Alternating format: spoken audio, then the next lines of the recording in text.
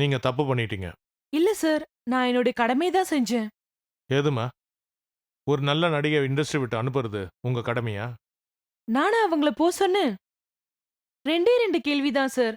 அதுக்கே அவங்க எமோஷனல் ஆயிட்டாங்க. அது ஏன் குத்தமா? பணம், புகழ் கிடைக்கும்போது சந்தோஷமா ஏத்துக்கறாங்க. விமர்சனத்த மட்டும் ஏன் சார் ஏத்துக்க மறுக்கறாங்க? இது ஒரு ஆண் நிருபர் கேட்டிருந்தா கூட நான் ஒத்துட்டு இருப்பேன். நீ ஒரு பொண்ணு. அதுவும் சாவித்திரி எப்படிப்பட்டவங்கன்னு எல்லா விவரம் தெரிஞ்சும் அப்படி நீங்க ஒரு கேள்வி கேட்கலாமா? கேள்வி கேட்டதோட நிறுத்திட்டீங்களா? பேப்பர்ல கொலைக்காரி ரேஞ்சுக்கு விளம்பரப்படுத்திருக்கீங்க. இதெல்லாம் எந்த விதத்துல நியாயம்? Sorry sir. That was not my intention. அவங்க என்ன அரைஞ்ச ஆத்திரத்துல தான். கன்னத்துல அவங்க ஒரு தடவை அரைஞ்சதுக்கு அவங்கள அவ்வளவு தூரம் அவமானப்படுத்திட்டீங்களே. கேள்விகள் 1000 கேட்டு எத்தனை முறை அவங்கள அவமானப்படுத்திருக்கீங்க. இந்த ஒரு தடவை அவங்க ரியாக்ட் பண்ணாங்க. Now I feel very bad sir. இப்போ ஃபீல் பண்ணி என்னமா பிரயோஜனம்? சிட்டி வாழ்க்கையில் இருக்கிற துரோகம் பிடிக்காம, சினிமா ஃபீல்டை பிடிக்காம சாவித்திரி குட் பை சொல்லிட்டு போயிட்டாங்க. ஒரு அப்பாவி பொண்ணை குத்தி கிழிச்சு ரணங்கலம் ஆகிட்டீங்க. அப்படி என்னமா ஆர்வம் உங்களுக்கு அடுத்தவங்க அந்தரங்கத்தை தெரிஞ்சுக்கிறதுல? எல்லா பொண்ணுங்களும் போலதான் சாவித்திரி டீனேஜில் சிவான்னு ஒரு பையனை லவ் பண்ணியிருக்கா. அந்த பையனை இன்னொரு பொண்ணும் காதலிச்சிருக்காங்க. அவங்க ஓடி போறதுக்கு சாவித்திரியா துணியா இருந்திருக்கா. இது யாருக்கு வேணாலும் நடக்கலாம். ஏன் உங்களுக்கு கூட நடக்கலாம். ஆனா கடைசியில சாவித்திரி இன்னொரு விஷயத்துல ரொம்ப உயரத்துக்கு போயிட்டா. என்ன சார் அது? ஆமா, நான் சொல்றதை கேட்டா நீங்களே ஆச்சரியப்படுவீங்க. எந்த காதல சாவித்திரியை புரிஞ்சுக்காம வேற ஒரு பொண்ணோட ஓடி போனானோ, தானே ஒரு காலத்துல சாவித்திரியை தேடி வந்தான். அதுவும் எப்படி? சாவித்திரி முழுசா ஏத்துக்கிற மனசோட. ஆனா சாவித்திரி என்ன பண்ண தெரியுமா? அவனையே நினைச்சு ஏங்கிட்டு இருந்த இன்னொரு பொண்ணுக்கு தாராவாத்து கொடுத்துட்டான். அதுக்கப்புறம் அவங்க வாழ்க்கையிலேருந்து ஒதுங்கி வந்துட்டான். My goodness. சாவித்திரியோட தியாகத்தை மதிச்சு அந்த தம்பதிங்க அவங்க குழந்தைக்கு சாவித்திரியோட பேரே வச்சிருக்காங்க. இப்ப புரிஞ்சுக்கோங்க சாவித்திரி எப்பேற்பட்டவங்கன்னு. I am really sorry sir. இப்ப சாரி சொல்ற நீங்க சாவித்திரியோட மனசை புரிஞ்சுக்காம போயிட்டீங்க.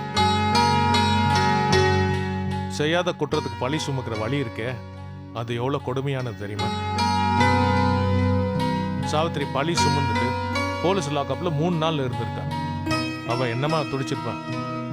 அந்த வழியெல்லாம் யோசிச்சு பாத்தீங்களா?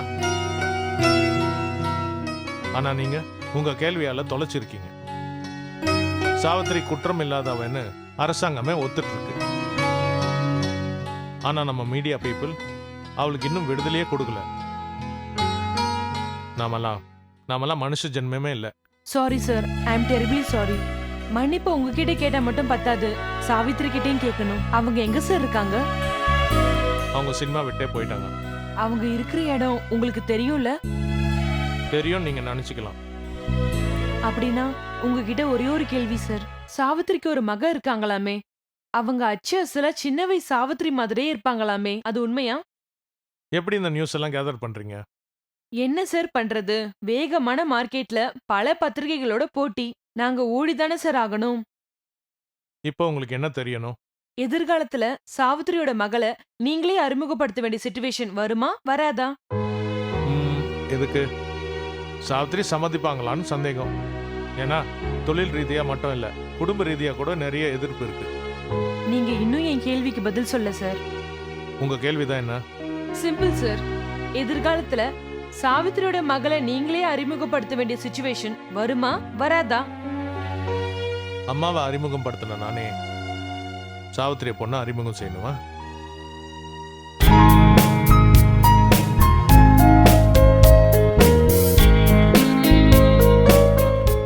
அந்த ரிப்போர்ட்டர் வெறும் யூகமா கேட்ட அதே கேள்வியே 10-15 வருஷத்துக்கு பிறகு என் பொண்ணே டைரக்டர் பார்த்து கேட்க வேண்டிய நேரம் வரும்.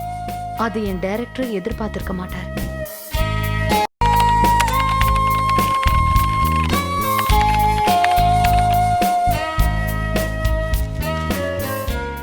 முடியாது.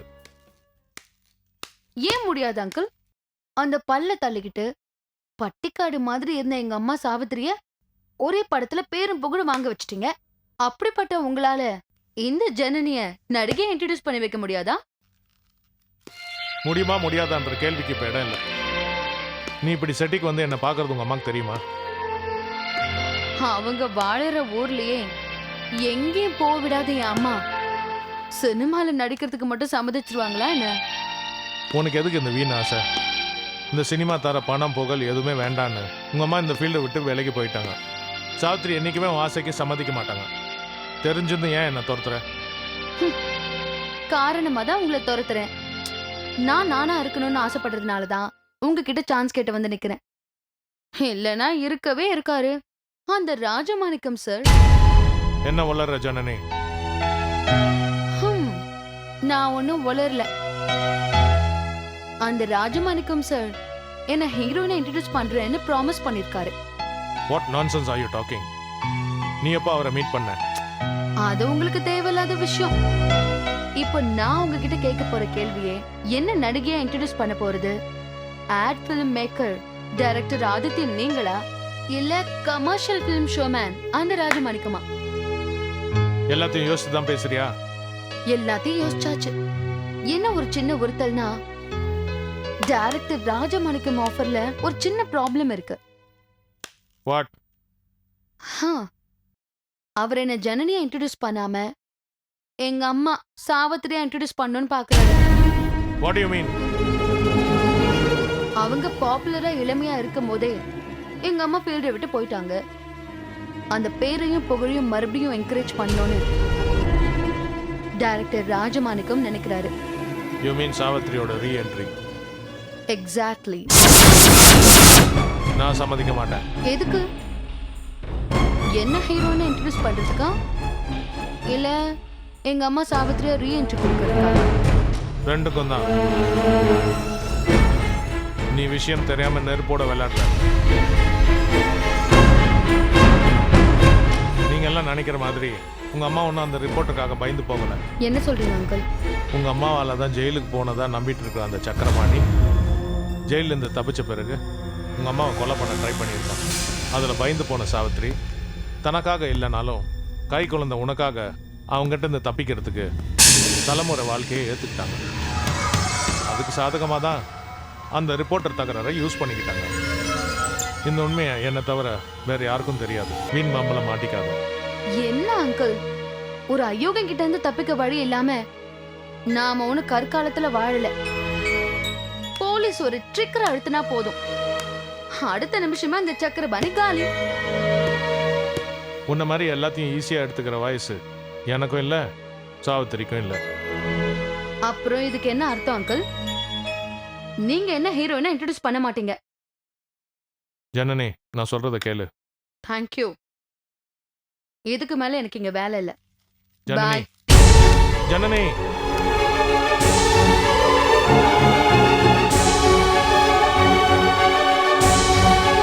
பெத்தவளாலேயே தடுக்க முடியாத அவளை எங்க டைரக்டராலையும் நிறுத்த முடியல. எங்க 2 பேர் பேச்சையும் கேட்காம போனதுக்கு ஜனனி கொடுக்க வேண்டி வந்த வேலை ரொம்ப ரொம்ப பயங்கரமானது. எந்த பொண்ணு மேல சினிமா நிலையிலே பட வேண்டான்னு நினைச்சேன்.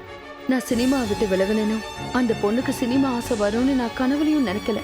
அப்ப கூட அவ ஜனனியா அறிமுகமாகாம மறுபடியும் சாவித்திரி அறிமுகமானது விதியோட விளையாட்டு தான். அதுக்கு அவ கொடுத்த விலை ரொம்ப கொடூரம்.